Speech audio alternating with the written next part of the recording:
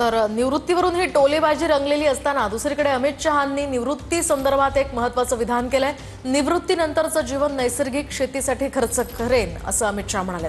संपूर्ण आयुष्य वेद, उपनिषद आणि नैसर्गिक शेतीसाठी खर्च करेन असंही अमित शहा म्हणाले। तर मनात निवृत्तीचे विचार येणं हे देशासाठी शुभ संकेत असल्याचा टोला यावर राऊतांनी लगावलाय। शहांनी निवृत्तीनंतरचा प्लान सांगितल्यानंतर राऊतांनी हा टोला लगावलाय।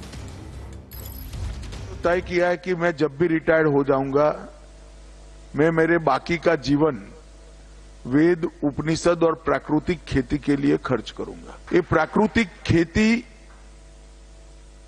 ये इस प्रकार का एक वैज्ञानिक प्रयोग है जो कई प्रकार के फायदे देता है। निवृत्तीनंतर जीवनामध्ये अनेक चांगल्या गोष्टी करता येतात। जसे आमचे नानाजी देशमुख होते संघाचे, त्यांनी उत्तम प्रकारचं कार्य चित्रकूटला केलं। अनेक जण आपापल्या भागात जाऊन सामाजिक आणि इतर कामं करत असतात ना, त्याच्याविषयी काय आपल्याला कोण काय करणार त्याच्यावरती चर्चा करण्याचं कारण नाही। किंबहुना या दोघांच्या मनामध्ये निवृत्तीचे विचार येत आहेत हे देशासाठी शुभ संकेत आहे।